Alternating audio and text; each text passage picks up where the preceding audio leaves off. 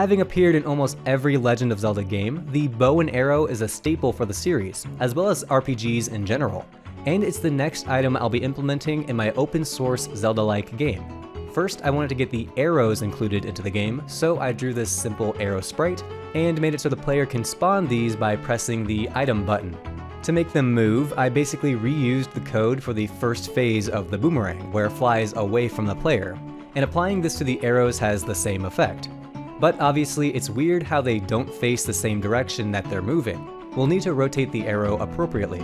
The player keeps track of their direction with this player.dir property, which stores left, right, up, or down, depending on what direction they last moved or are currently facing. When an arrow is spawned, we can pass in the player.dir value to the arrow, which will allow it to set its rotation property to the correct radian value.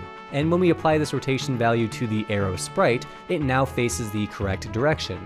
So now that we can shoot arrows, I want to make it feel more like using a bow. The first step for this is I want the arrows to shoot after releasing the item button, as opposed to shooting right when the button is pressed. So conceptually, pressing down the item button draws back the bow, and releasing that button launches the arrow. I then made two sprites for the bow itself, one for when it's drawn back, and one after it gets released. I then drew the appropriate sprite, as well as the arrow sprite, over the player during the drawback and release phases for shooting an arrow, and with this, it looks a lot more natural. One little finishing touch is this trail effect on the arrows, and I actually got this idea from a viewer on TikTok. The next thing to implement is an ammo system, so we can keep track of how many arrows we have, and then prevent us from shooting an arrow when we run out, because currently, I could just endlessly shoot arrows with no consequences. I made an arrow count property in the data table, and for extra context, this data table contains all values that I want to have saved between different play sessions. So the number of arrows we have will be saved after we close the game and start it back up. Of course, I want the value of arrow count to go down by 1 each time we shoot. Additionally, when arrow count reaches 0, I don't want any arrows to spawn.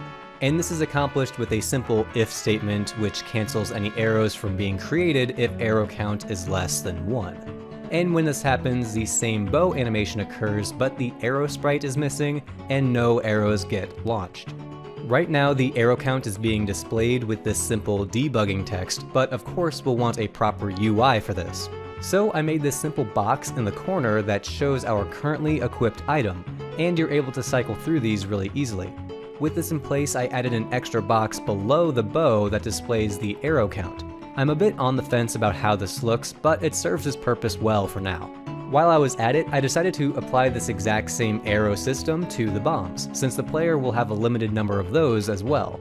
I followed the same process, having a bomb count property in the data table, and preventing new bombs from being spawned when we don't have any. The final thing to do is make it so the arrows can be used to fight enemies. Quick side note, the eyeball guys now look at the player. A commenter suggested this and I really like the idea.